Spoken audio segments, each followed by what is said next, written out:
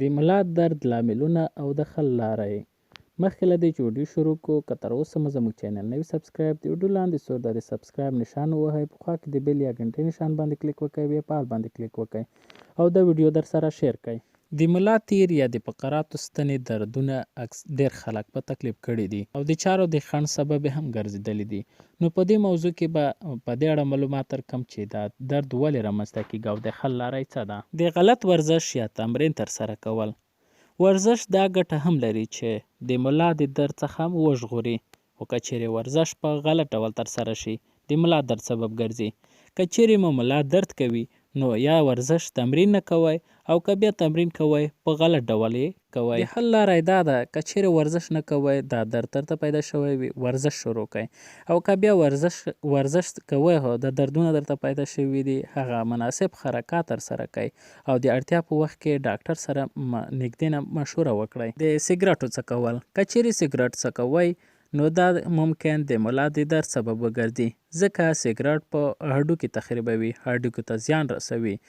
ځکه کوم کسان چې سګرټ څکوي د هغه وینې جریان کې هغه غذایي مواد مربوطان ساجو ته په سم ډول نه رسیږي، د غذایي موادو د خنډ سبب ګرځي.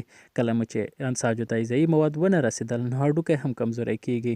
نو که چیرې سګرټ څکوئ د سګرټو څکولو څخه ډډه وکړئ. د کلسیم کموالی. که چیرې کلسیم کموالي سره مخامخ وئ ممکن د ملا د درد د سبب وګرځي. یعنې هغه خواړه چې کلسیم لري لکه سبزیجات، ماهي غوښه، میوې، میوه‌جات چې دا په زیات اندازه سره کلسیم لري. که چیرې تاسو دا کم خورئ نو شاید د کلسیم کمبود سره مخامخ شئ.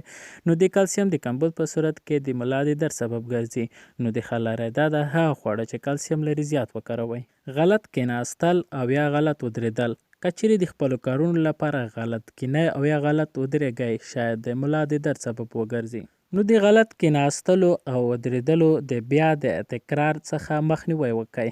د لمر ضد کریمونو زیات استعمال. که چیرې د لمر ضد کریم زیات کاروئ نو شاید د ملا د درد سبب وګرځي، ځکه د لمر څخه ویټامین ډي اخیستل کیږي چې په پوستکي کې یو ډول ماده ده چې په ویټامین ډي بدلیږي. کله چې د لمر ضد کریم کاروئ نو شاید تاسو د ویټامین ډي کمبود سره مخامخ شئ. ویټامین ډي بیا په خپل وار د کولمو څخه کلسیم جذبوي، نو د کلسیم د کمبود په صورت کې د ملا درد سبب ګرځي.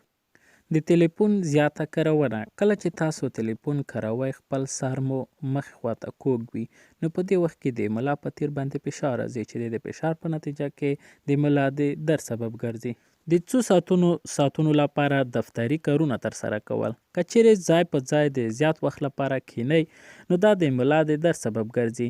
د حل لپاره یې باید په وقفوي ډول سره څو قدمه واخلئ او وقفه واخلئ تر څو وګرځئ د ملا د درد څخه مخنیوی وشي. د قهوې زیات استعمال چې دا د ملا د تیر د درد سبب ګرځي، ځکه قهوه زیاته څښل د وجود کې د کلسیم کموي. نو د حل لپاره یې قهوې څښاک کم کړئ. د درنو شیانو یا دروند وزن پورته کول. که چیرې فزیکي کار ترسره کوئ او ډیر وزن جګوئ نو دا هم د ملا د تیر د درد سبب ګرځي. نو هیله کوم چې دا معلومات تاسو لپاره ګټور وي. که خوښ شوي مو وي لایک کړئ، که کومه پوښتنه لرئ کمنټ کړئ او دا ویډیو در سره شیر کړئ. د ویډیو کتلو څخه مننه.